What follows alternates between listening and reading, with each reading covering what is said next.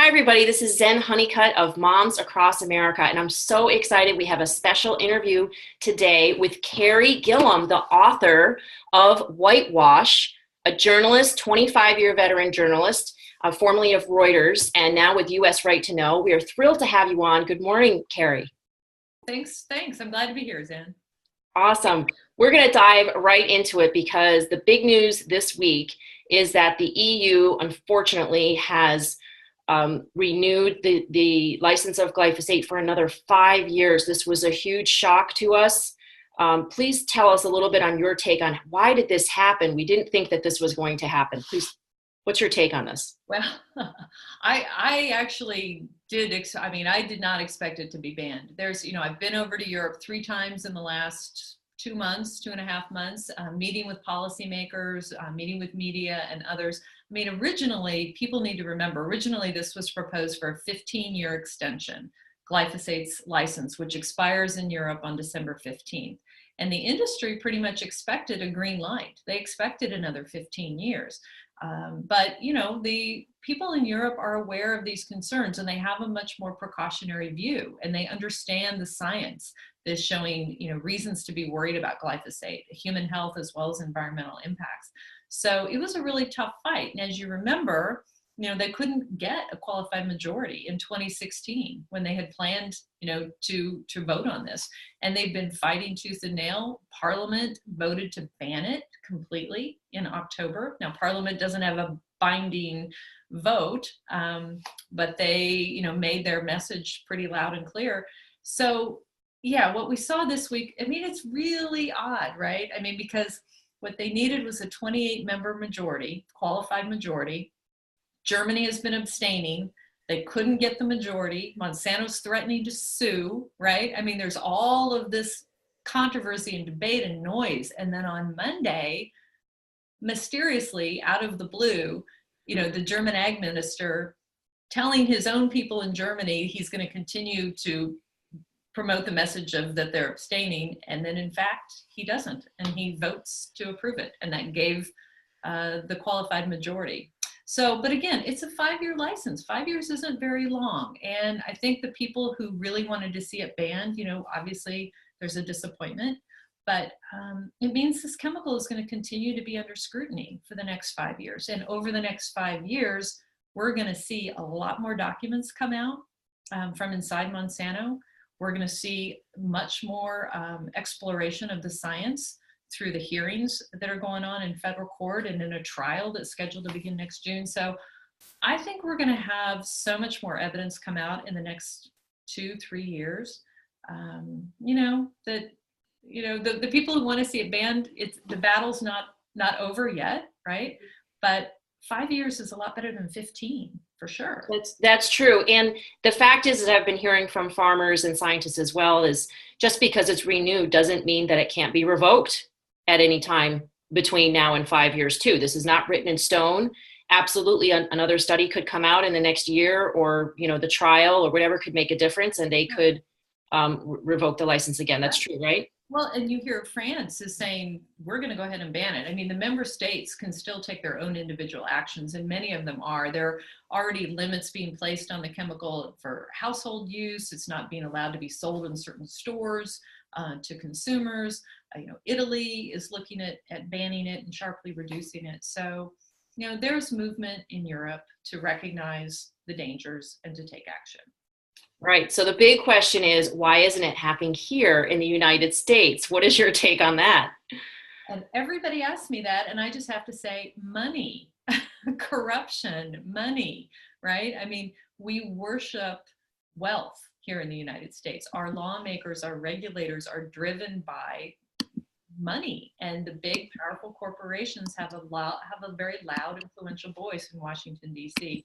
And consumers, have a hard time standing up against that. I admire you for all the work that you're doing. It's very challenging and daunting, but you don't seem to stop. So I'm very impressed by that. Thank you. Yeah, there's a reason why we're called the National Coalition of Unstoppable Moms. It's just that It's the love for our children and our families that fuels us. There's just nothing that is going to stop, a mother or a parent or somebody who loves anybody or even their pets to stop them from standing up and saying something and doing something about it to protect them. So it's a challenge, but it's worth it. And as you saw when you went to Europe, and it must have been quite an experience to be able to testify in front of the EU members. We're Right. so glad that you made that effort to go there and that you were asked, and that you also got to witness, I'm guessing, the lawyers as well present their case. Can you tell us a little bit about that experience? Yeah, well, you're speaking of the lawyers who are representing the plaintiffs in the Yes. Roundup litigation, right? Yeah, I mean, I've been following this. I think I was one of the first reporters to actually report on the litigation back in 2015. So I've been following it quite some time. I've gotten to know the lead attorneys, pretty well. I read all of the documents. We have them all housed on our website, US Right to Know, so the public can have easy and free access. You don't have to pay to go through the court system to get the documents. So yeah, I mean, they have a different agenda. Their agenda is to win a court case, right? And to prove glyphosate causes non-Hodgkin lymphoma, or Roundup causes non-Hodgkin lymphoma. My agenda is simply to present information that I think has been hidden from the public. And I feel as a journalist, it's not my job to set policy or call for specific policies. It's my job to call for truth and transparency, and to bring information to light that has intentionally been hidden from the public, so that people like you or the lawyers or policymakers or others can have information to make informed decisions and take action. So, it's really been a fascinating experience. I was really looking forward to the Daubert hearing that was scheduled in December. That will be the first time that we're going to have all of the science, the relevant science related to glyphosate and Roundup, laid out in a public forum. Sworn testimony from experts on both sides will come together in a court of law to discuss this. And this will really be the most transparent event that we've had surrounding this very pervasive chemical. Where will this be? Well, scheduled in San Francisco federal court. It was scheduled for December. Monsanto was recently successful in convincing the judge to delay it until March. So we no longer will have that opportunity in December. We have to wait until March now. But still, both sides get to lay it out. So both sides should want that opportunity, right? Yeah, very much looking forward to that. Can the public attend that hearing as well? Public hearing, yes. Great, Reporters fantastic. from all over the world are planning to be there. That's great. Well, we're very excited about that. Can you tell us a little bit about when do you think that they knew that this chemical was carcinogenic and neurotoxic and caused all these problems? You've read through all these documents. You've seen the emails. You've seen the collusion and the cover-ups that's going on here. When do you think that that Monsanto knew about this and the EPA? Well, the first documentation that we see, or at least that I have seen, and that I've seen reported and that we find in archived information, is 1983, the mouse study. And this is it was a long-term, a very large study that Monsanto actually paid to have done because they needed to give this to the EPA, and this was to support the registration of glyphosate. Unfortunately for Monsanto, the mice who were dosed with glyphosate developed rare kidney tumors, and the mice who did not get dosed with glyphosate did not. And so the EPA toxicologists looked at this and said, this looks like it could cause cancer. This looks like a problem. And then you see through the documents how Monsanto worked to try to convince the EPA over many years that their own toxicologists were wrong. And that the EPA should reassess and should come up with other reasons to explain these rare kidney tumors. I mean, it went on for years. The EPA asked Monsanto to redo the study. Monsanto refused to redo the study. And eventually, over the objections of some of their own toxicologists, the EPA overruled the toxicologists and said, no, I guess it doesn't mean it causes cancer. And that's what we've seen sort of in study after study. Whenever tumors or other harmful impacts show up associated with glyphosate or Roundup, Monsanto has a way to get the regulators to dismiss that or to discount that.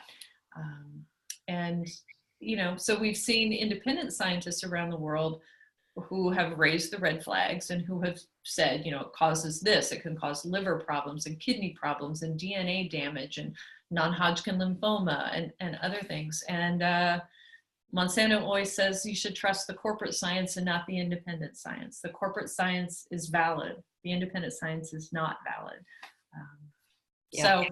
And the regulators lean towards the corporate science.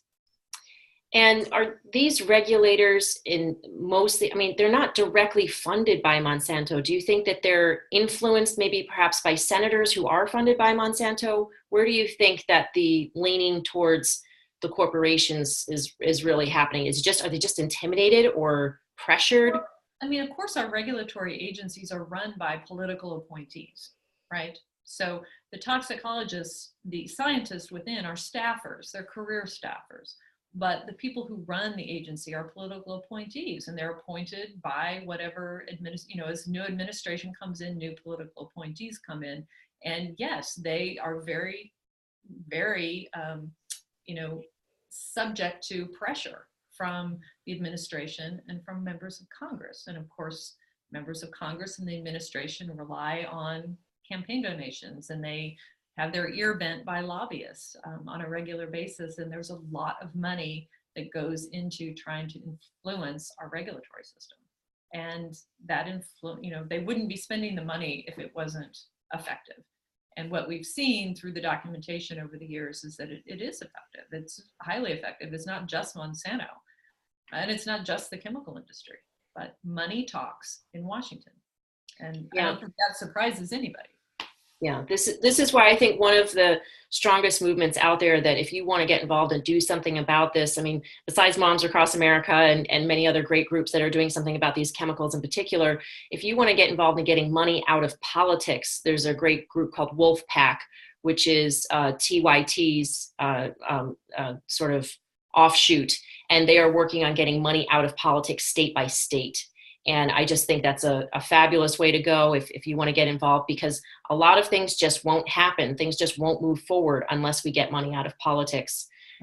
We are not waiting for the EPA, which is now headed by Scott Pruitt, and the current administration to do something about banning glyphosate. We're actually going to our governors, because we know that the governor of Missouri and Arkansas has banned dicamba, which is the next chemical on this treadmill, which you address in this book, that it's not just glyphosate.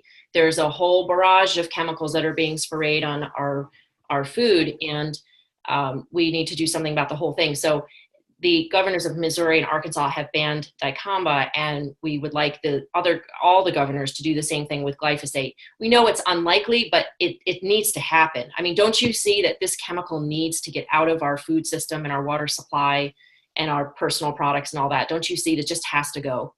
Well, and I don't think that a lot of people understand just how pervasive it is, that this is in our own bodies. If you have your urine tested, as I have, and as many have, you probably have levels of glyphosate in your body. You have this weed killer in your body. You're consuming it in probably almost every meal that you eat. You're feeding it to your children. And it's only one pesticide. There are hundreds that actually are used and are found in our food products that we feed our children every day. But this is the most widely used herbicide in the world. And we've been told for so many years by Monsanto and the rest of the chemical industry that it's so very safe, and that it doesn't really matter if it's in our food, and it doesn't matter if it's in our drinking water, and it doesn't matter if it's in our bodies. It's fine. And what that has triggered or led to is just a nation that is awash in this pesticide now.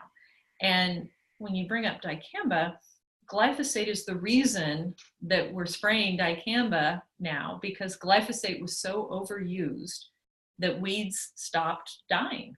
It became so ineffective as a weed killer, farmers needed to find something else. And Monsanto's solution was, well, let's mix glyphosate with dicamba, and we'll spray it over new genetically engineered crops that will tolerate both the chemicals. And, you also have 2,4-D combined with glyphosate to be sprayed over more, And it's this pesticide treadmill. We are creating problems and then we're trying to answer them with more pesticides. And it's not sustainable.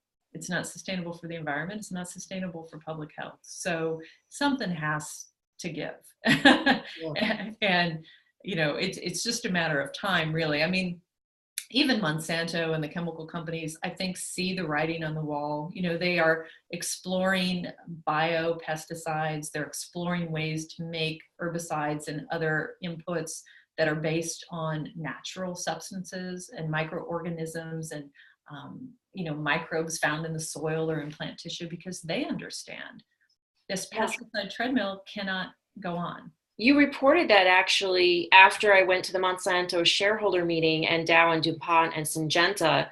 Did you get a confirmation from those companies? I remember you posted something in Reuters about how they did say they were going to be moving in a softer direction.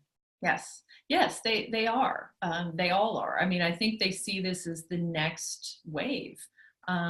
But, they're going to milk these synthetic pesticides for every dollar that they can get. But as they become less effective and as the health impacts become more clear, they need other solutions. And the EPA, at least before the Trump administration came in, I don't know currently, but the EPA was trying to fast track these new, more natural pesticides, these biologicals, because they also understand it's not good for human health or the environment. So, and food companies as well. I've met with them. I met with some this summer. Perhaps you have too.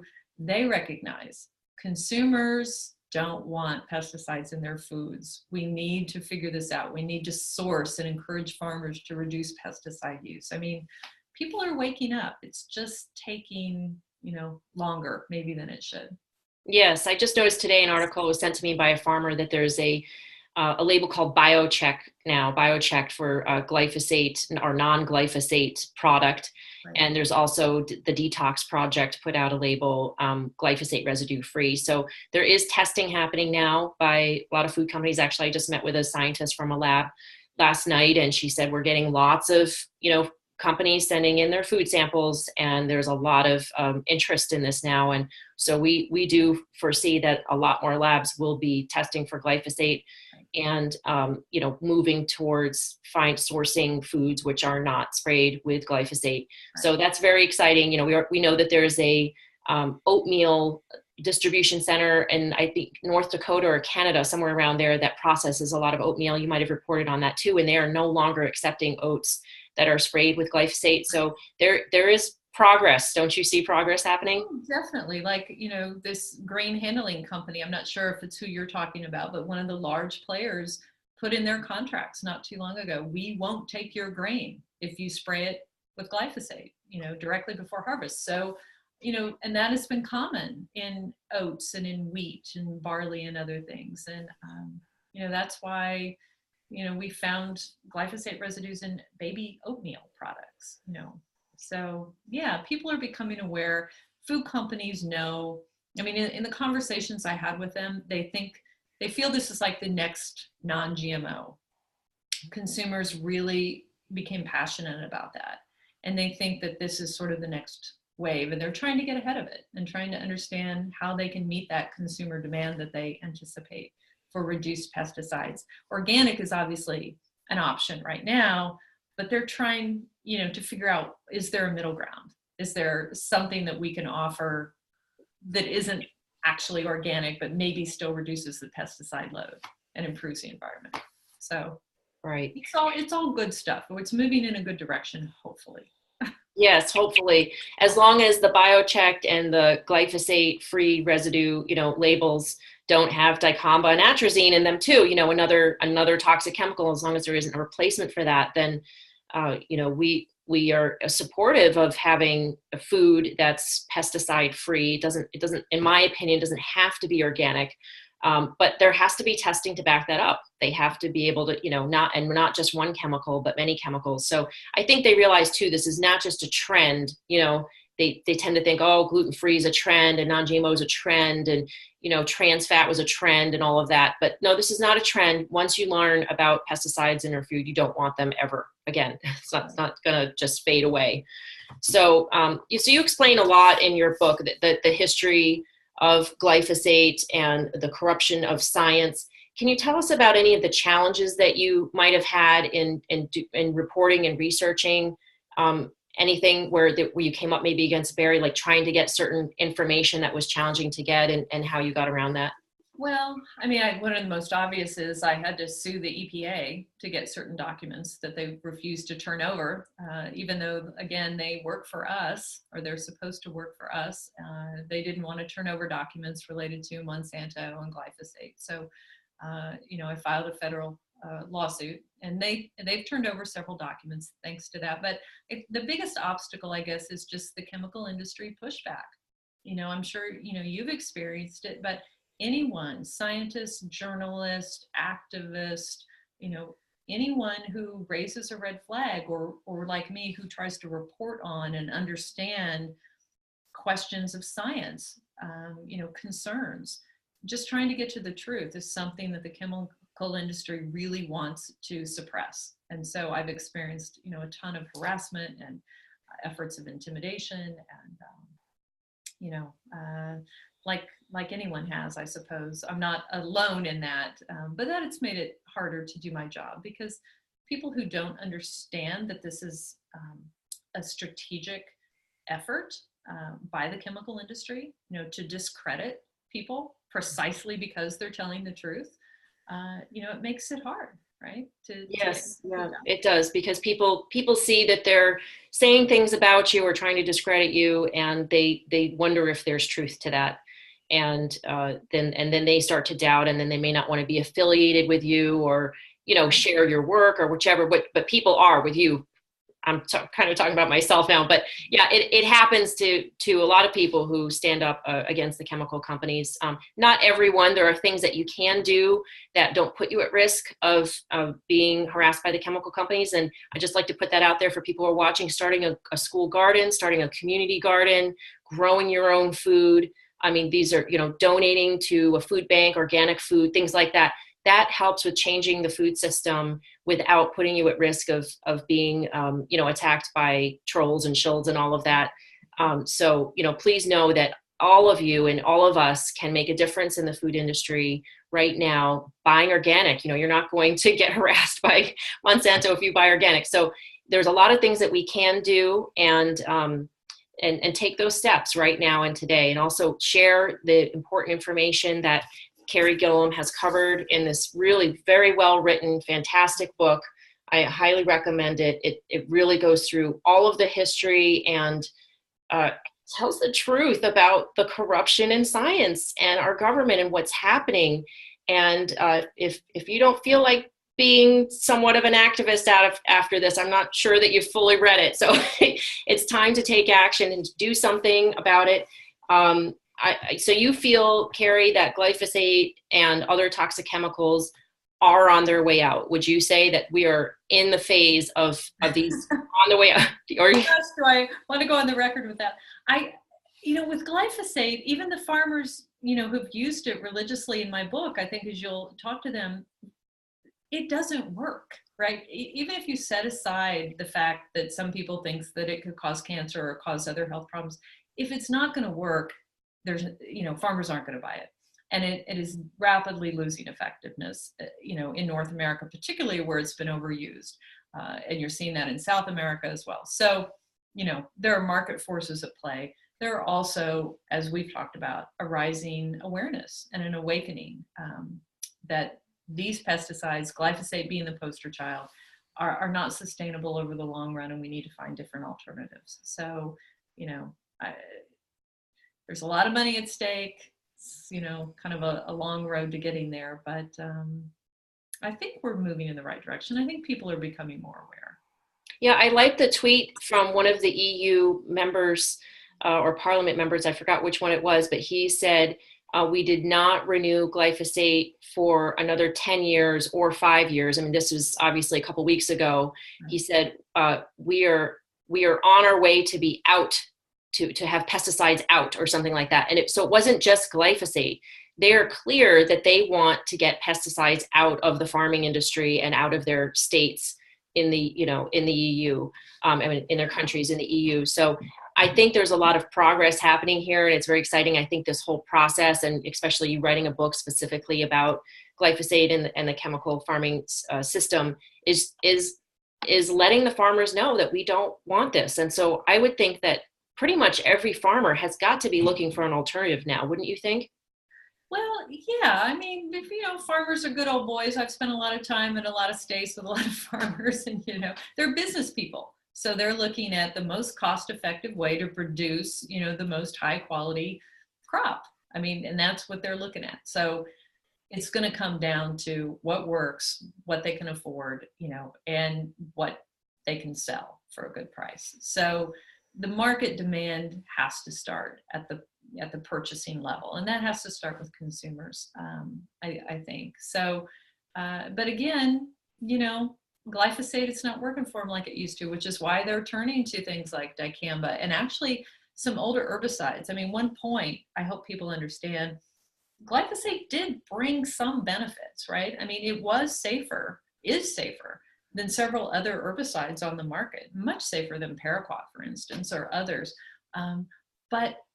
But this overuse, so this overuse that we've seen, this explosion, we went from like 40 million pounds in the mid 1990s a year to like 300 million pounds in 2014. Too much of anything is not a good thing. And this overuse has made it so pervasive, as we've talked about, in our food, in our drinking water, in our bodies, in our urine. You have to understand the risks that come with the rewards, and you have to take a balanced approach, or you're jeopardizing the environment and you're jeopardizing human health. And that's the message the book is trying to get out there. We can't lose our way. We can't lose our sense of balance, and we can't allow the corporations that make money to hide the truth from the public any longer, which is what they've been doing. Yeah, that's right. We need to know the truth, share the truth. So you can find this book it's put out by Island Press, and you can find it on Amazon, I'm sure many other places.